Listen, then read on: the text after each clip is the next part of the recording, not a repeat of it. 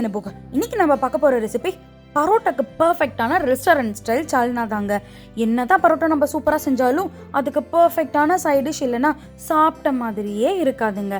இன்னைக்கு நம்ம வீட்லேயே ரொம்ப சூப்பராக ஸ்பைசியாக டேஸ்டியாக ரெஸ்டாரண்ட் ஸ்டைல் சால்னா எப்படி செய்கிறதுன்னு பார்க்க போகிறோம். வாங்க எப்படி செய்கிறதுன்னு பார்க்கலாம். ஃபஸ்ட்டு ஒரு பேனில் 2 டேபிள் ஸ்பூன் மல்லி, 1 டீஸ்பூன் சோம்பு, 1/2 டீஸ்பூன் சீரகம், 2 டேபிள் ஸ்பூன் உடைச்ச கடலை, 1/2 டேபிள் ஸ்பூன் கசகசா, 1 பீஸ் பட்டை, 1 நட்சத்திர சோம்பு, 2 ஏலக்காய், 3 கிராம்பு, இது எல்லாத்தையும் சேர்த்து லைட்டாக கலந்து விட்டுக்கலாம்.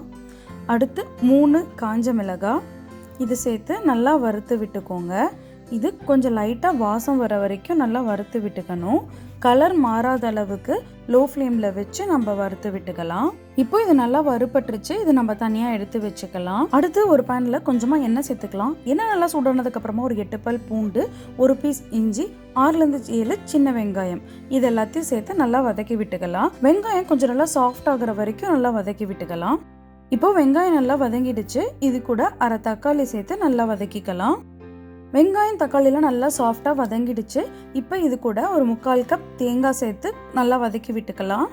இப்போ இது ரொம்ப நல்லா வதங்கிடுச்சு. இதை ஆற வச்சு ஒரு மிக்ஸி ஜாரில் சேர்த்துக்கலாம். நம்ம ஏற்கனவே வறுத்து வச்சிருக்க மசாலாவையும் இது கூட சேர்த்து நல்லா ஒரு ஃபைன் பேஸ்ட்டாக அரைச்சி எடுத்துக்கலாம். அடுத்து ஒரு பேனில் கொஞ்சமாக எண்ணெய் சேர்த்துக்கலாம். எண்ணெய் நல்லா சூடானதுக்கு அப்புறமா 1 பீஸ் பட்டை, 2 கிராம்பு, 2 ஏலக்காய், 1/2 டீஸ்பூன் சோம்பு, இது எல்லாத்தையும் சேர்த்து நல்லா கலந்து விட்டுக்கோங்க.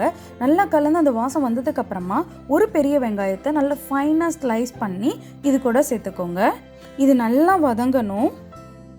வெங்காயம் நல்லா வதங்கினதுக்கு அப்புறமா இது கூட நம்ம 1.5 தக்காளியை சேர்த்துக்க போகிறோம். நல்லா பழுத்த தக்காளியாக பார்த்து எடுத்துக்கோங்க. அப்போ தான் சால்னாவோட டேஸ்ட் நல்லாயிருக்கும். வெங்காயம் தக்காளி வதங்குறதுக்கு கொஞ்சமாக உப்பு சேர்த்துக்கலாம். வெங்காயமும் தக்காளியும் நல்லா சாஃப்டாக வதங்குற அளவுக்கு வதக்கிக்கலாம்.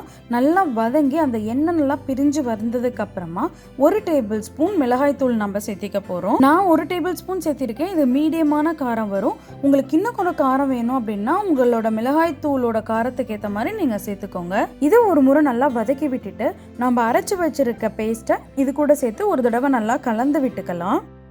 தேவையான அளவு உப்பு சேர்த்து நல்லா ஒரு தடவை கலந்து விட்டுக்கோங்க.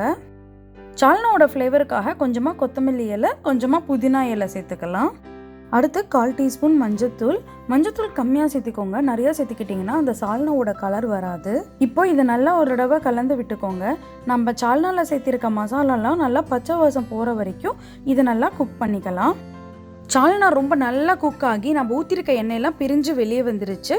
இப்போது எம்டி சால்னா ரெடி ஆகிடுச்சு. நான் இன்னைக்கு இன்னும் கொஞ்சம் ஸ்பெஷலாக நான் வெஜிடேரியன்ஸுக்கு சிக்கன் இது கூட ஆட் பண்ணி சிக்கன் சால்னா செய்ய போகிறேன். நான் இன்னைக்கு 1/2 கிலோ சிக்கன் இதில் சேர்த்து போகிறேங்க. சிக்கன் நல்லா வேகிறதுக்கு ஒரு 15 to 20 மினிட்ஸ் வந்து மீடியம் ஃப்ளேமில் வச்சு குக் பண்ணிக்கோங்க. சிக்கன் ரொம்ப சாஃப்டாக சூப்பராக குக் ஆகிடுச்சு. நம்ம ஊற்றிருக்க எண்ணெய் எல்லாம் நல்லா பிரிஞ்சு வந்து நம்மளோட ரெஸ்டாரண்ட் ஸ்டைல் பரோட்டா சால்னா ரொம்ப சூப்பராக ரெடி ஆகிடுச்சு.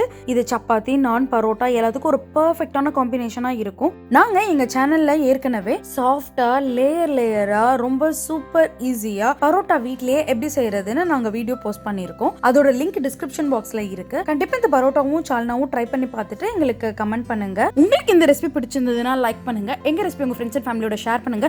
எங்க சேனலை சப்ஸ்கிரைப் பண்ண மறந்துடாதீங்க. எங்க வீடியோ அப்டேட்ஸ் உங்களுக்கு உடனே வரது கண்டிப்பா பெல் ஐகானையும் பிரஸ் பண்ணிடுங்க. தேங்க்ஸ் ஃபார் வாட்சிங்.